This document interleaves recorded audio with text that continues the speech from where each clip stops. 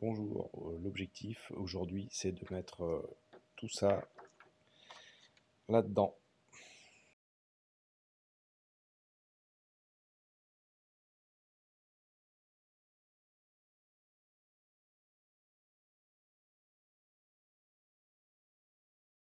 Quand je parle de tout ça, c'est un moteur Outrunner, d'accord, qui va être commandé par un ESC 35 ampères sous AM32, donc c'est le firmware qui va bien. Le même qu'utilise en fait tout ce qui est Rhino Crawler et tout ça. Ok. Pour pouvoir. Alors, cet ESC-là fonctionne en 3 et 6S. Donc, on va le faire tourner en 3S là-dedans, dans le SCX24.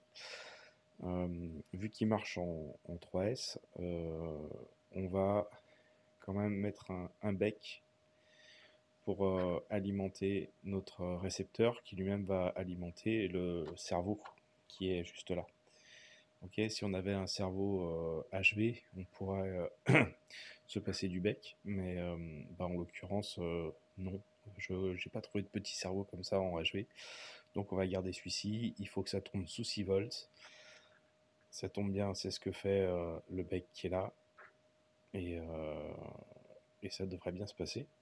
Donc moi j'ai avancé un petit peu le travail, j'ai enlevé la boîte, ok, avec son tout petit moteur, d'accord. ESC récepteur, ça disparaît aussi, du coup. La batterie en 2 volts, on la verra plus. J'ai enlevé le plateau pour se libérer de la place simplement. Ok. Donc pour pouvoir mettre ce gros moteur à la place de ce tout petit moteur, il nous faut cet adaptateur. Hop, cet adaptateur, c'est une pièce imprimée en 3D. Je pense que c'est du polyester enrichi au carbone. D'accord. Transmission 12-32. Ok. Et normalement ça se monte dessus. Donc là je fais le montage, je vous reprends après pour vous expliquer un peu mieux.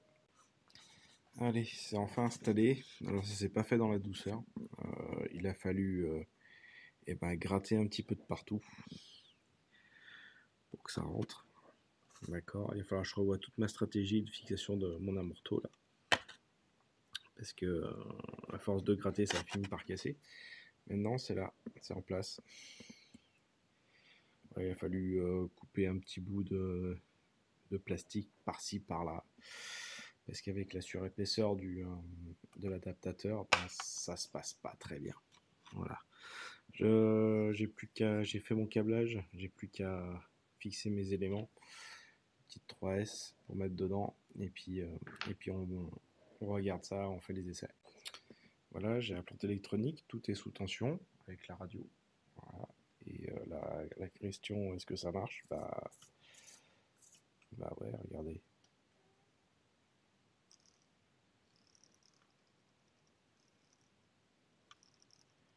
C'est même assez énorme. Donc oui, un Outrunner pour un 28 à 50 €.